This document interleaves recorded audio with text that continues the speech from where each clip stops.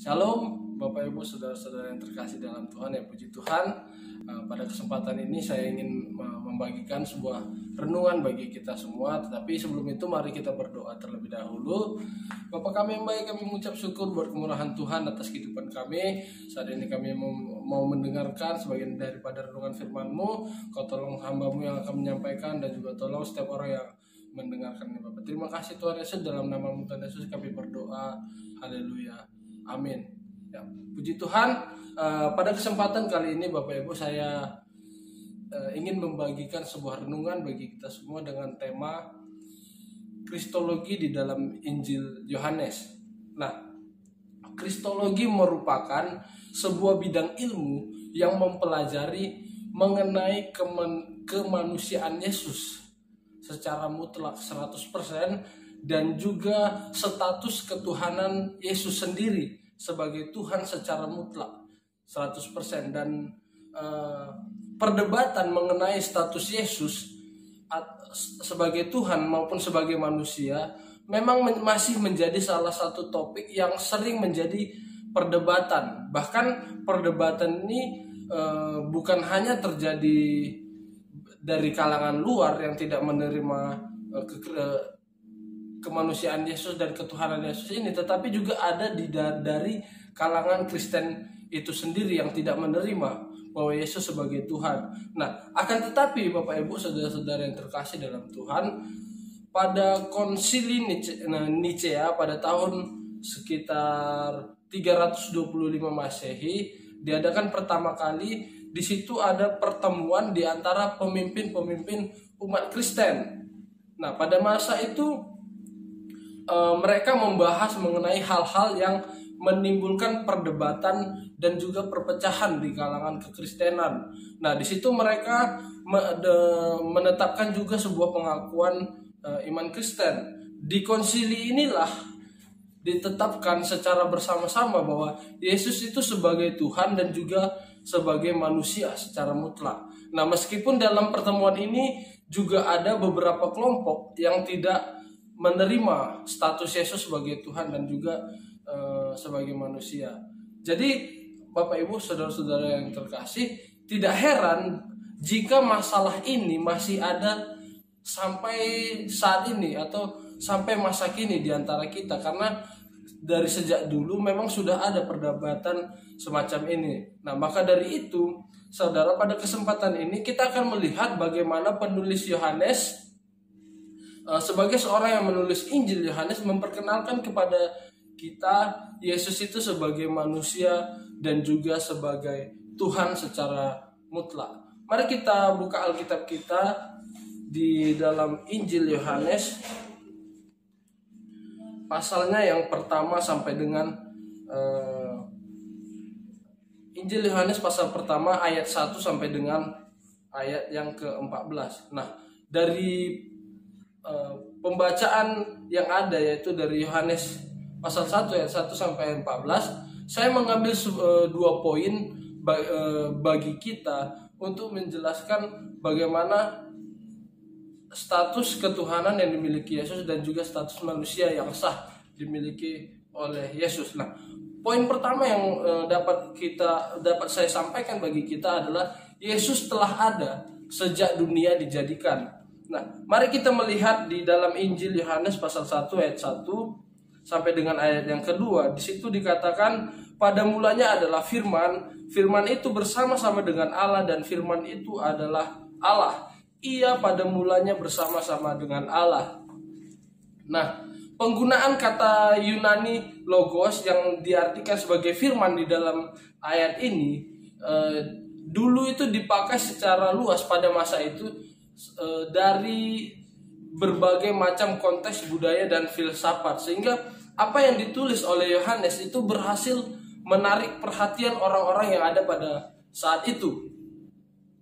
Dan karena penggunaan kata ini biasa digunakan seperti kepada dewa atau kaisar yang saat itu sedang ada atau memimpin di daerah kawasan bangsa Israel lah. Yang kemudian kita ketahui bahwa sekarang kata firman atau logos itu adalah Yesus itu sendiri. Nah, pada ayat yang kedua tadi dikatakan ia pada mulanya bersama-sama dengan Allah.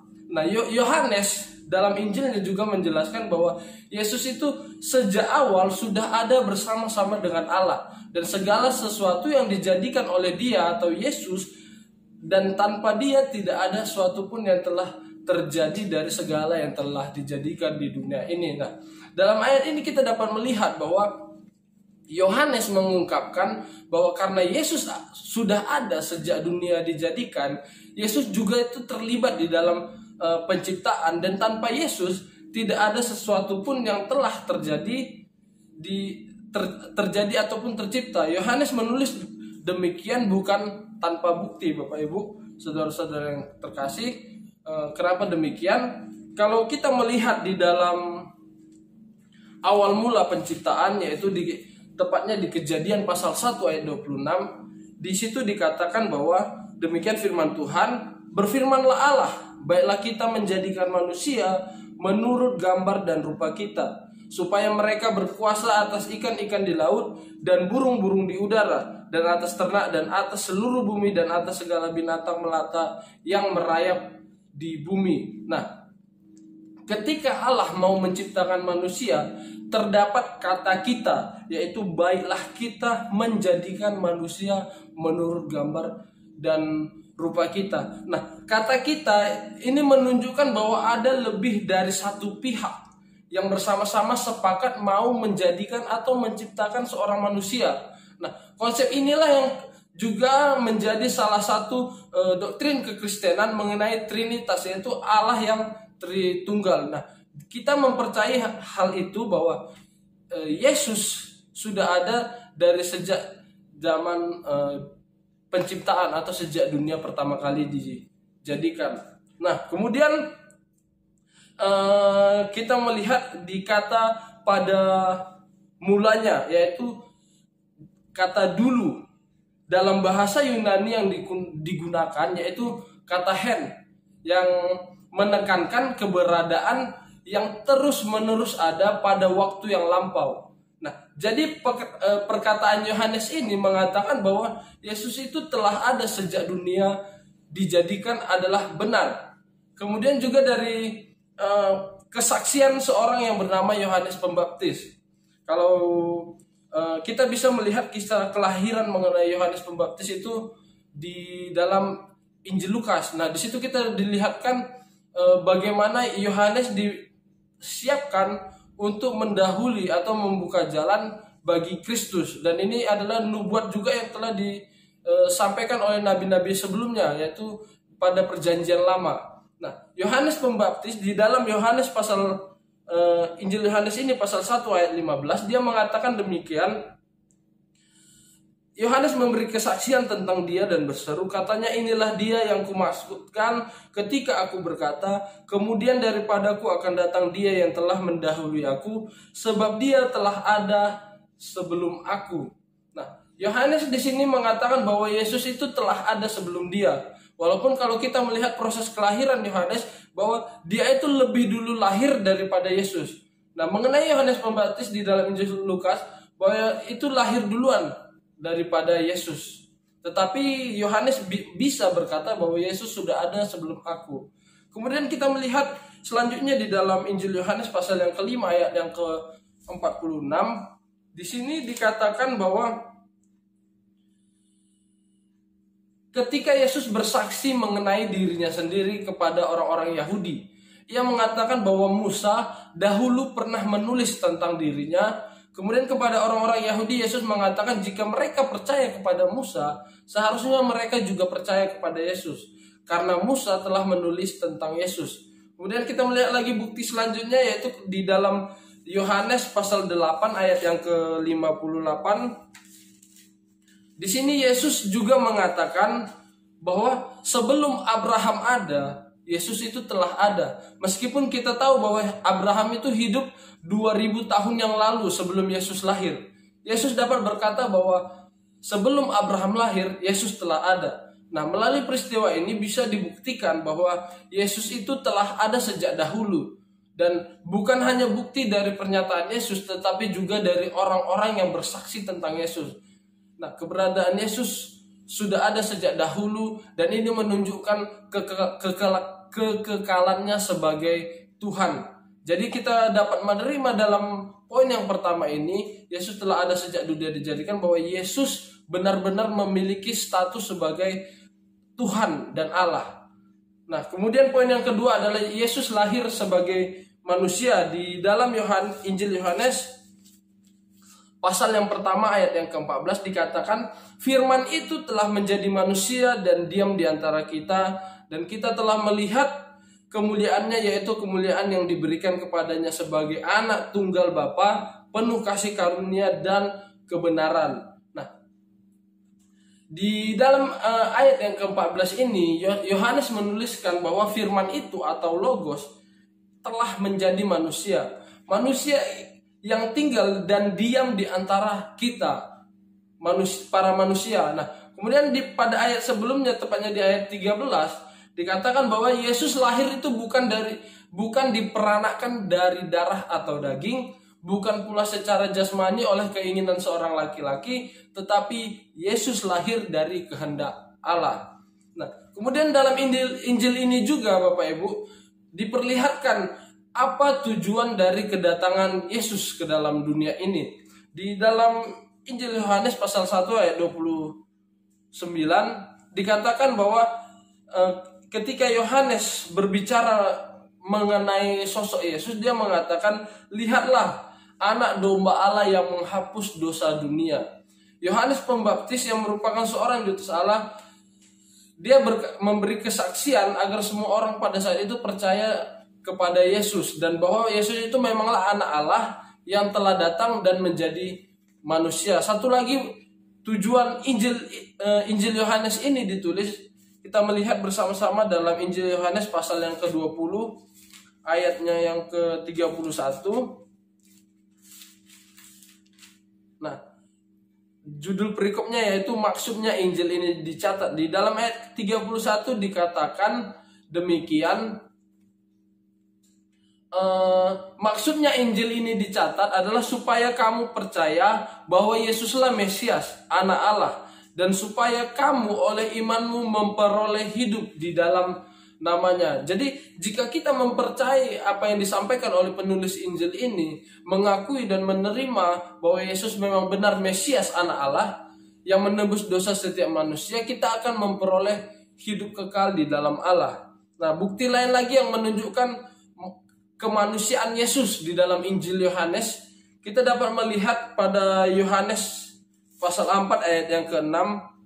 Di situ dikatakan bahwa Yesus sangat letih karena perjalanan yang sangat jauh, dan dia berhenti di dekat sumur untuk beristirahat. Dan kemudian di ayat yang ke-7 Yesus merasa haus. Nah, kedua ayat ini memperlihatkan bahwa Yesus juga memiliki rasa lelah dan juga rasa haus, sama seperti manusia pada umumnya. Kemudian selanjutnya kita dapat melihat lagi bukti bahwa Yesus sebagai manusia yang utuh, yaitu di dalam Injil Yohanes pasal yang ke-11 ayat yang ke-33 sampai dengan ayat yang ke-35. Nah, di situ kita melihat peristiwa di mana Lazarus meninggal. Kemudian Yesus merasa terharu dan menangis karena kematian Lazarus. Artinya di sini kita melihat bahwa Yesus memiliki emosi sama seperti manusia. Dan selanjutnya kita juga dapat melihat lagi mengenai kemanusiaan Yesus, yaitu di dalam Injil Yohanes pasal 19 ayat ke-34. Nah, peristiwa ini adalah peristiwa ketika Yesus sedang disalibkan. Salah seorang prajurit ingin memeriksa apakah Yesus sudah mati atau belum. Kemudian ia menikam lambung Yesus dengan tombak, lalu keluarlah darah dan air dari tubuhnya.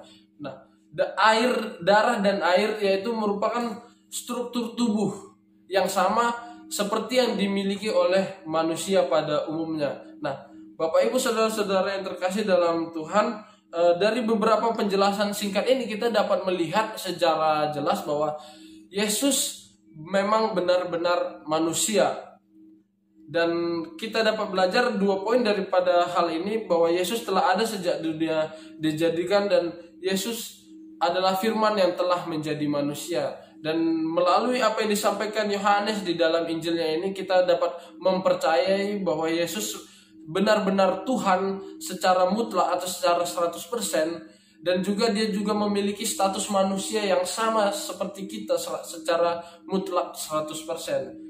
Dan demikianlah yang dapat saya sampaikan mengenai kristologi di dalam Injil Yohanes. Kiranya firman Tuhan ini dapat memberkati kita dan menolong kehidupan kita, dan kita semakin punya keyakinan yang teguh bahwa Yesus adalah Tuhan dan Juru Selamat bagi kehidupan kita. Mari kita berdoa.